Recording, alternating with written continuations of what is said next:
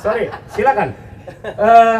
Apa pendapat Pak Lurah tentang keberadaan Cikarang Expos ini mengganggu warga Andaka? Omong aja Pak Lurah. Walaupun Haji Sarim ini seorang pengusaha, seorang dewan, tapi Anda seorang pemimpin eksekutif paling terkecil. Ya, silakan Pak Lurah Dedi Sulaiman. Ya. Pak Haji, Pak Ketua, Bang Aris, Bang Ebon, terus Kang Ustadz. Siap. Assalamualaikum warahmatullahi wabarakatuh. Yang saya hormati semuanya, yang dari Ketua Dewan, terus Pak Haji Sarim juga, Bang Ebon sebagai MC, ya alhamdulillah saya malam hari ini baru kenal saya moderator ya. Bang Aris, ya. Sama Kang Ustadz ini saya hampir setiap hari komunikasi. Saya sering di WA sama beliau, termasuk kita mau mindahin tiang Telkom di sini, saya sampai setiap hari. Ya, jadi perjalanan untuk Cikarang Expos ini memang lama ya, lama. Sebetulnya awalnya konsepnya memang mau seperti ini, tapi banyak kendala-kendala, termasuk jalan di sini, Pak. Di sini banyak sekali ya pedagang-pedagang di pinggir ya. Akhirnya alhamdulillah berkat kerjasama Pak Haji Sarim, terus dengan RT RW di sini dengan pegawai desa, dan disupport paling penting itu Kang Ustadz itu yang setiap hari selalu nelponin saya. Assalamualaikum warahmatullahi wabarakatuh. Yang saya hormati Bapak Ketua DPRD Kabupaten Bekasi, yang saya hormati Bapak Haji Sarim, orang tua kita, anggota DPRD Kabupaten Bekasi dari fraksi Golkar. Yang saya hormati kakak saya nih, Pak Lurah Moka Mukti ya, luar biasa, masih muda jadi kepala desa. Walaupun saya dulu juga pernah jadi PJ kepala desa, Bang Ebong. Jadi ada pengalaman juga. Yang saya hormati, karena kemauan para legislatif itu harus diperjuangkan. Kami dari eksekutif, dari dinas-dinas terkait, pada intinya kita mengikuti arahan-arahan dari legislatif kedepannya untuk kemajuan Kabupaten Bekasi, Bung. Tapi luar biasa dari Pak Kades tadi, antusiasnya ya, dengan suatu kosakata yang baik. Jadi sedikit banyak kata Pak Kades ini tepat gitu kan, tepat sasaran semua.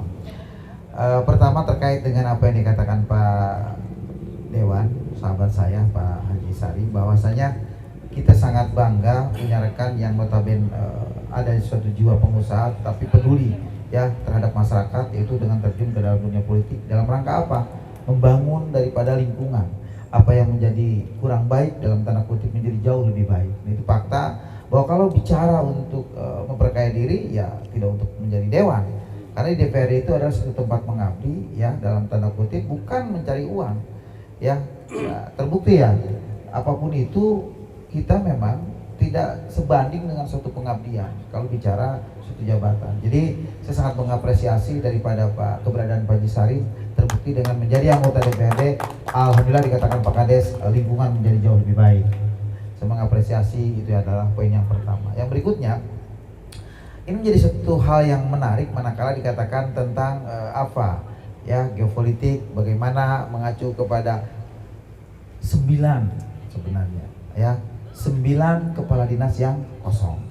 Nah ini memang hal tersebut sebagian sebelum menjadi 9 itu sebelumnya memang, mohon maaf saya harus menyebut, sewaktu zaman pemerintahan Bupati Pak Eka ya Supriyatmaja memang sudah ada ya kekosongan hampir 6-7 waktu itu. Nah inilah hakikat hidup di luar dugaan ya. Dengan sangat berat hati pada saat beliau meninggal, kemudian apa yang terjadi ya, ini kekosongan. Justru pada saat saya menjadi ketua DPRD, kemudian bagaimana kekosongan itu, 9 kepala dinas kosong, kemudian sekda pun waktu itu belum ada definitif, kemudian wakil bupati tidak ada, bupatinya meninggal. Ini bisa dikatakan se-Indonesia ya, kalau menurut waktu itu dari Kemendagri, ini maha dahsyat terjadi seperti ini. Jadi sesuatu yang sangat absolut di luar daripada perkiraan, itu adalah nyata. Nah disitulah saya bagaimana bisa memposisikan diri lalu mengacu kepada hal-hal sebelumnya, apapun itu ya, wakil bupati telah lakukan pemilihan yang pada akhirnya alhamdulillah ya gubernur lewat Kemendagri, Kemendagri lewat gubernur maksudnya, kemudian memproses sampai terjadilah ya dilantiknya Bapak Haji Ahmad Marzuki menjadi Wakil Bupati Bekasi. Pada saat dilantik sebagai Wakil Bupati, manakala bupatinya mangkat atau meninggal, secara otomatis ya menjadi PLT Bupati. Dalam suatu proses peningkatan dari PLT menjadi Bupati definitif, kemudian ada suatu kendala, ya ada suatu pihak yang menggugat. Ini adalah bagian daripada dinamika politik, dan inilah justru banyak hal yang memang menjadi kurang maksimal pembangunan di Kota Bekasi dikarenakan yaitu tadi, ya belum adanya kepala dinas, yang namanya PLT tidak maksimal. Kenapa? Karena wewenangnya yang terbatas, sehingga kita berharap secepatnya ya ini menjadi terisi. Bagaimana seorang PLT bisa mengangkat ya kepala dinas definitif terkendala oleh suatu keabsahannya, legalitas formalnya menjadi terbatas, belum diakui. Nah, inilah yang kita coba meramu sedemikian rupa bagaimana. Dan kita setelah melantik ya Pak Haji Ahmad Marzuki jadi bupati definitif, sebelum mengarah ke sana tentunya ini bagian daripada kinerja Pak Ahmad Marzuki sendiri. Nah, artinya kewenangan DPRD telah melantik Bapak Haji Marzuki menjadi wakil bupati. Nah, di luar dugaan meninggal ya silahkan jalan sendiri, usaha sendiri ya. Kalau dimungkinkan untuk menjadi bupati definitif sangat dimungkinkan, walaupun sampai bulan Mei ya. Kenapa setelah dari bulan Mei nanti beda lagi, itu mungkin ada kebijakan tertentu entah itu dari mana yang datang menjadi PLT bupati. Saya pikir itu kewenangan daripada Kemendagri. Oke, balik lagi dalam persoalan kebekasian, menurut hal-hal yang terkait dengan yang saya dapatkan informasi, sangat dimungkinkan pertama adalah adanya sekda definitif, entah itu 1 minggu, mungkin paling lambat 1 bulan lagi. Saya berkeyakinan yang pertama adalah sekda definitif. Setelah sekda definitif itu ada, maka insya Allah berjalanlah ya bupati definitif. Nah, ini artinya perkiraan, jangan nanti katanya menjadi diputarbalikan ya. Saya mengatakan, katakanlah ini pendapat atau feeling atau berdasarkan obrolan-obrolan ya dari orang-orang yang terkait dengan di pemerintahan ya kan demikian.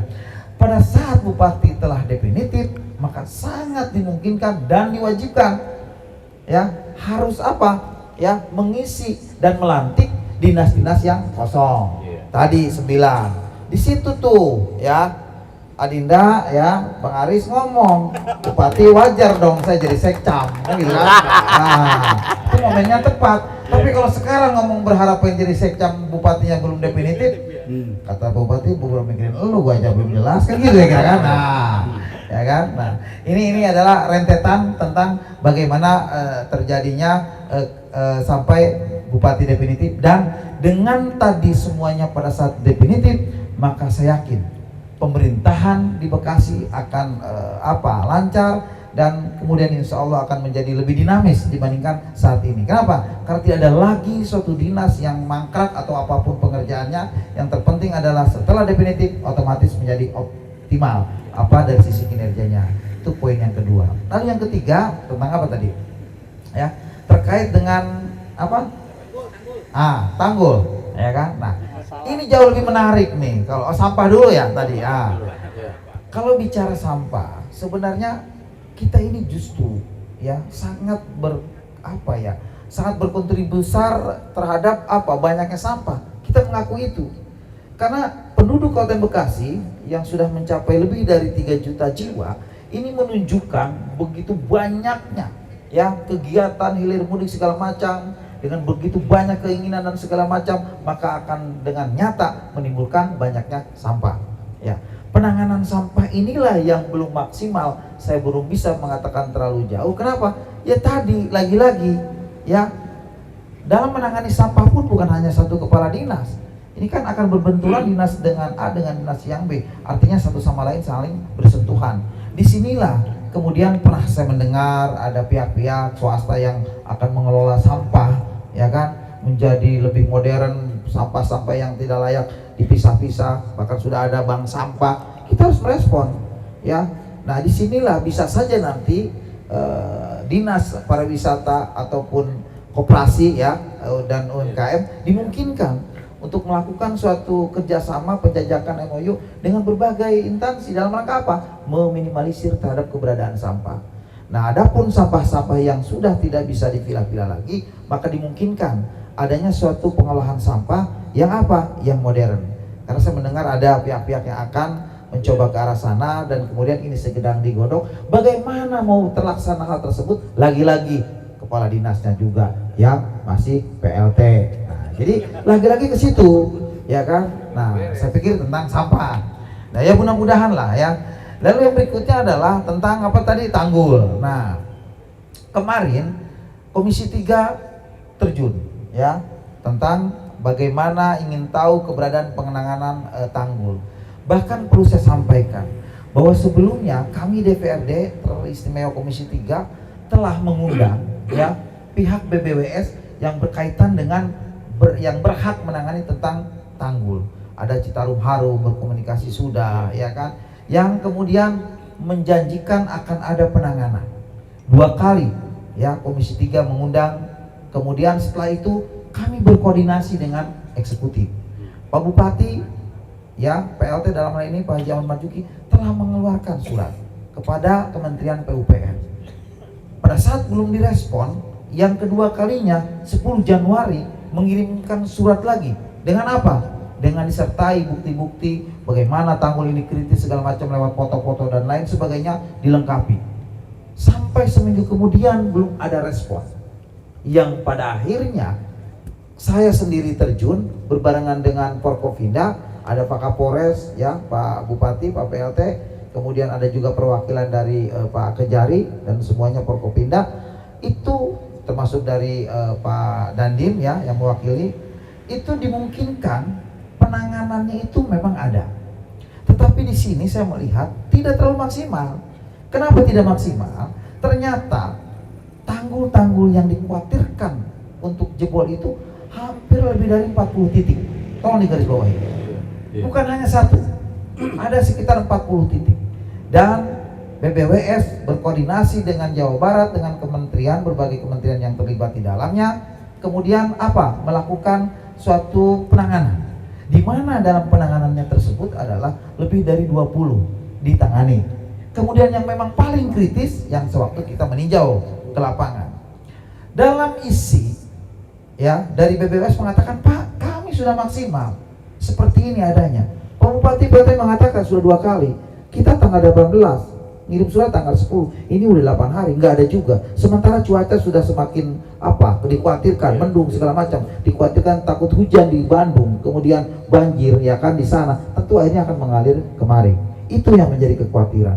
Bentuk rasa, ya, empati saya yang mendalam dan peduli, dan saya menyayangi masyarakat saya Kabupaten Bekasi, terutama di sekitar Bendungan. Maka saya berpikir dimungkinkan bila perlu, tolong kata-kata saya, bila perlu kirim surat kepala desa kepada presiden. Benar saya mengatakan ini. Timbul pertanyaan. Intinya di situ terjawab juga. Timbul pertanyaan. Iya. Kenapa harus kepala desa? Nah, itu pertanyaan. Ya, bukan dewan saja. Iya. Nah, saya menjawab. Itu bentuk gregetan atau gimana? Ya, artinya bentuk kasih sayang saya kepada masyarakat saya. Iya. Ya kan? Iya. Jadi maksud saya begini loh. Jangan nanti sudah jebol, ya baru Pak Presiden atau Menteri turun. Iya. Kan begitu. Sebelum jebol kirim surat. Ada 2, ya, pengertian saya. Bila perlu kirim surat kepada presiden. Artinya apa? Ini zaman udah modern. Kalau bicara ngirim surat, jangan berpikir hanya kirim surat biasa kayak orang bercinta, disampaikan kemudian perlu balasan. Bukan demikian. Yang saya maksud di sini adalah kirim surat kan sekarang zaman ngetopnya, zaman viral apa sih? Bapak kepala desa berjejer tuh di pinggir, ya, tanggul dengan BPD, dengan masyarakat, ya kan, dengan Bimaspol, dengan Babinsa. Kami masyarakat Tengah Jaya kalau tidak salah, ya kan. Pada hari ini mengirim surat kepada Bapak Presiden, tolong Bapak Presiden, ini tanggul sudah sangat khawatir. Semua instansi dikatakan lambat karena terbentur oleh satu regulasi dan aturan. Tapi dengan kekuasaan Bapak sebagai kepala negara, sangat dimungkinkan kami minta perhatian dengan hormat kepada Bapak. Kira-kira demikian yang saya maksud. Itu dimungkinkan. Karena tidak ada suatu larangan kepala desa untuk mengirim kepada presiden. Kemudian kalau ada suatu hal yang nyeleneh, yang nyinyir, itu seni dalam berkehidupan. Ya, iya. Tapi nggak baper juga kan? Dan semua yang dirugikan bukan 1-2 orang di sekitar rumah itu. Ya, ratusan hektar, ribuan masyarakat akan menjadi korban. Jadi hal tersebutlah karena rasa greget siapapun pasti demikian. Dan kemudian sebagai bentuk nyata pada saat ucapan saya itu justru ya kemarin, ini perlu digarisbawahi juga, turun dari Kementerian Agraria Tata Ruang ATR. Ya, saya kemarin rapat di ruang Pak Bupati. Ya, dari Kementerian ATR, Kementerian Dalam Negeri, dari provinsi, satu lagi kalau tidak salah dari Kementerian Dalam Negeri. Ya. Intinya apa? Menjabar dari BBWS juga langsung pimpinannya. Intinya adalah menjabarkan program 2022 yang akan dilaksanakan. Saya nanya, yang sekarang gimana Pak? Ya itu Pak, udah dikerjakan itu penanganan. Ya itu. Jadi saya pikir, oh Pak, jadi sejauh mana penanganan untuk ke depan? Ya ini Pak programnya, dijabarkan semuanya. Tapi itu yang akan datang, gitu kan? Saya bilang, yang ini gimana? Ya udah Pak, kan pakai rujuk bambu apa bla bla itu. Aduh, saya bilang itu biar jadi patut kan kalau saya bilang bila perlu ngirim surat kepada presiden, karena memang ya seolah tidak terlalu cukup signifikan dalam penanganannya. Kenapa? Anggaran itu disampaikan juga Pak, kami akan membebaskan tanahnya, ya akan membuat tanggul permanen, akan loh ya membuat tanggul permanen.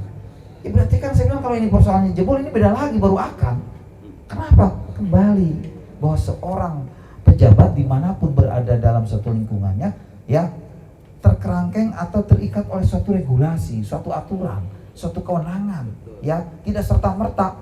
Uang kan ada, Bekasi kaya 6,3 triliun sekarang, pakai aja. Emang bapak duit, bapak nenek moyang mau duit, ya kan? Ada aturannya. Selagi ini kita aja berbahaya, walaupun tujuannya benar gitu loh. Ya kalau bisa mah nih duit, coba dinas ini pakai dulu, tuh bangun tuh, ya tanggul. Nah itu kan kena nanti kita masalah, enak aja. Itulah yang pada akhirnya pejabat yang pada akhirnya dibully itu resiko suatu jabatan. Makanya saya bilang sama istri saya, mah kalau banyak cacian yang berperan. Jadi istri dewan harus apa tebal-tebal kuping gitu. Saya bilang, kenapa? Ini faktanya kalau ada yang ngejelekin, ya itu resiko suatu jabatan. Yang penting kita lillahi ta'ala, kita bener itu aja.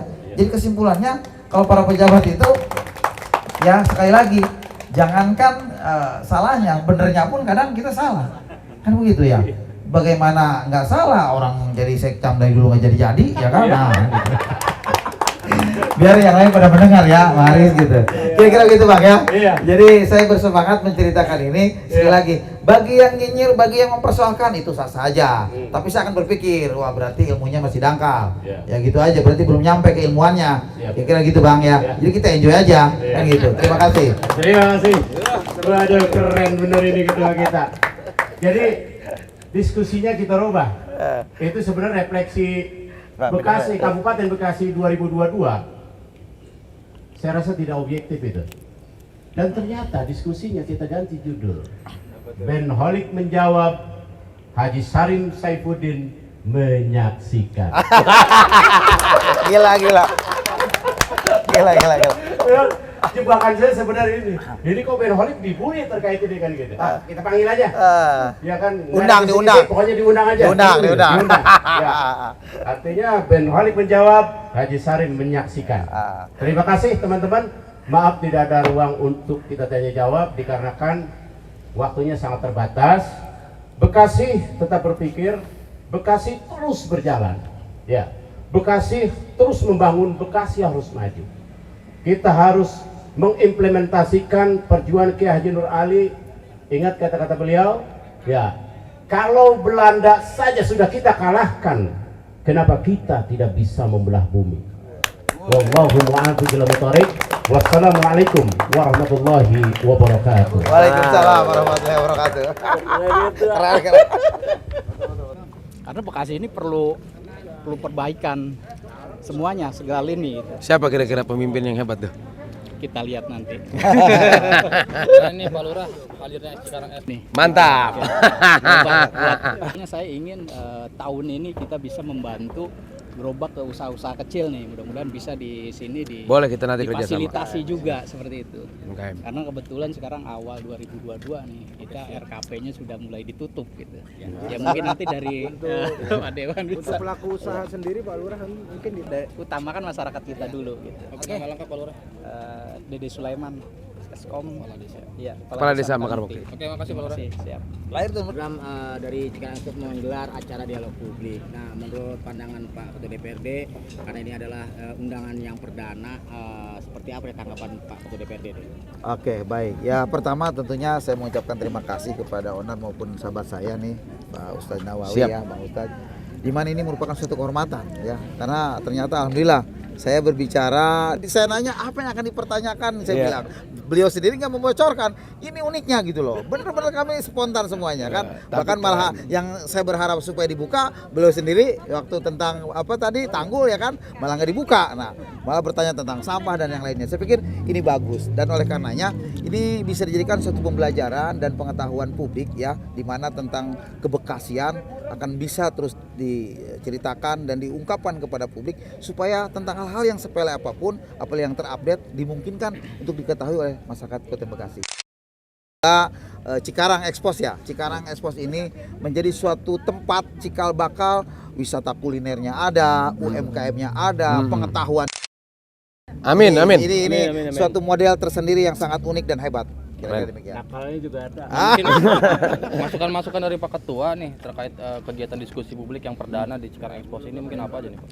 Saya pikir apa ya, sudah bagus semuanya, apalagi pada saat perdana yang punya wilayah Pak Kades juga ada ya kan. Ini sangat bagus. Tinggal bagaimana nanti meramaikan hal ini, apa tempat ini. Mungkin tadi kalau di belakangnya ada wisata air seperti kolam renang misalkan kan, atau itu sangat dimungkinkan karena dengan adanya yang bernuansakan baru, kemudian dirinya bagian dari apa ya? Kan, wah di tempat sana tuh, tapi malamnya juga ada bla bla. Yuk kita ngobrol. Ini sangat cakep, apalagi tadi juga sangat dimungkinkan. Coba untuk satu stand misalkan, ada UMKM ya, dengan dinas pariwisata bisa juga tentang kebekasian, tentang apa. Bahkan bila perlu nanti kalau nanti ngontraknya di apa pelayanan publik sudah habis, bisa di sini dimungkinkan, ya kan? Jadi saya pikir sesuatu yang bagus ini, saya pikir terus ditingkatkan dan saya percaya dan yakin di bawah naungan manajemen Bang Ustadz Nawawi pasti bisa. Amin. kalau memang nanti ke depan untuk dialog publik ini dihadirkan dari pihak eksekutif. Oh iya, ya kan terbukti tadi dengan adanya Bang Aris kan itu bagian daripada eksekutif. Iya. Cuman mungkin dari tingkat kompetensi ya yang jauh lebih mumpuni, mohon maaf ya kan, itu sangat dimungkinkan. Tapi tadi dikatakan oleh Presiden Facebook Bekasi bahwa telah mengundang ya, mungkin belum terlalu ditanggapi dikarenakan apa? Itu tadi kekhawatiran tentang kebekasian yang belum stabil ya, sehingga ASN dimungkinkan untuk menahan diri. Ya, takut seolah berbicara di luar daripada kewenangannya. Betul. Jadi kita maklumi ya, kita maklumi dikarenakan Bekasi yang belum terlalu stabil tentang geopolitik. Ini perlu digarisbawahi. Pak Ketua DPRD, ini kan Bapak diundang perdana. Apakah nanti akan siap kembali untuk diundang dialog selanjutnya? Ya, buat rekan-rekan semua apa sih yang tidak mungkin. Mantap. Makasih Pak Ketua. Ya, oke ya, tinggi ya. Apa tadi? Tanya Sekcam. Kabit pariwisata, Bang. Harapan ada impi. Pak Lurah, Pak Lurah. Mari sini. Lah orangnya. Oke, diskusinya keren banget. Hari ini perdana. Insya Allah mudah-mudahan bakal kita adain lagi kegiatan-kegiatan positif semacam ini agar pengetahuan kita dapat bertambah tentang Kabupaten Bekasi. Alhamdulillah, terima kasih Pak Ketua DPRD Kabupaten Bekasi, Bapak Ben Holik Kodartullah, semoga sehat selalu dan bisa kembali mengikuti kegiatan diskusi publik yang keren ini. Sampai jumpa di channel YouTube Nawawi Reaksi. Ikutin terus, jangan lupa subscribe, like, and share. Assalamualaikum warahmatullahi wabarakatuh.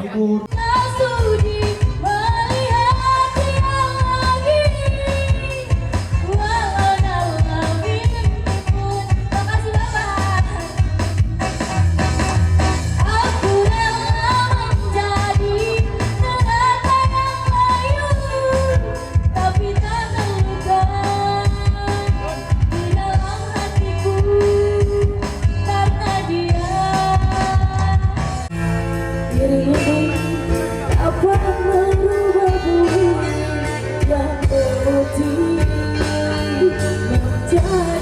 Terima kasih.